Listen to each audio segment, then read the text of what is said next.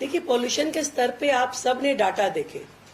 पिछले जो सरकारों के दौरान दिवाली वाले दिन का जो डाटा था और अगले दिन का डाटा था, हमारे कार्यकाल में वो डाटा कम हुआ है, बढ़ा नहीं है, कतई नहीं बढ़ा है।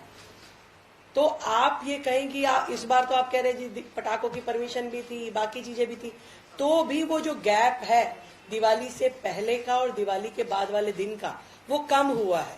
तो पॉल्यूशन उस दृष्टि से पहले से कम है और सरकार अपने जितने भी काम है वो सब कर रही है और करती रहेगी दिल्ली के लिए लगातार। तो ये कुछ नया नहीं है, जो है ये जो चल रहा था उसी पैटर्न पे है, परंतु पहले से कम है।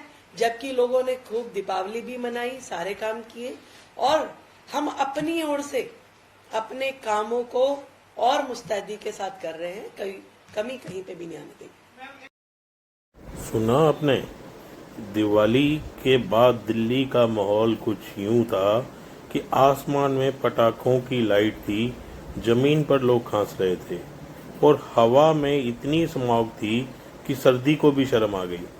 मुख्यमंत्री रेखा गुप्ता जी बोली, इस साल हवा पिछले 3-4 वर्षों से कुछ ज़्यादा बेहतर है। लेकिन ये क्या, सीपीसीबी के AQI आंकड़े, मेरी जान निकाल के भी सांस ले लो तो भी दम घुटेगा। पीएम मोदी से उनकी तस्वीर वायरल हुई जहां बीच में रखा स्वदेशी एयर प्योरीफायर ऐसे चमक रहा था जैसे वो ही राष्ट्रीय नायक हो गया हो। दिल्ली वाले अब कहते हैं दिवाली पर पटाखे नहीं जलाएं, बस खुद को स्मोग मशीन बना लिया।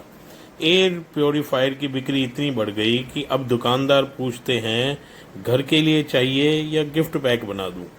जलन तो मुझे भी इस प्योरीफायर से इतनी हुई कि मेरे फेफड़े का क्या होगा। आपको मालूम है, रात में माता लक्ष्मी आई सपने में और आशीर्वाद दिया कि राष्ट्रीय पर्यावरण मंत्री श्री भूपेंद्र यादव ने इस बार दिवाली को लेकर कोई निर्देश मालूम है क्यों नहीं दिया? क्योंकि उन्होंने ज्ञान दिया है कि अच्छी सब्सिडी के ऊपर पूरे देश को प्योरीफायर मुहैया कराए जाएंगे। सारांश तो ये निकलता है कि दिल्ली में दिवाली का मतलब अब रोशनी से ज़्यादा धुआं है और मिठाई से ज़्यादा मास्क हो गया है। दिवाली मुबारक दिल्ली वालों को भी और पंजाब वालों को भी, जिन्होंने शायद पिछले कई वर्षों से पराली जला जलाकर दिल्ली के नाक में दम कर रखा था। इस बार वो पराली से के उस जो धुएं से दिल्ली को डिस्टर्ब नहीं कर पाए। दिल्ली के लोग अच्छी सांस ले रहे हैं।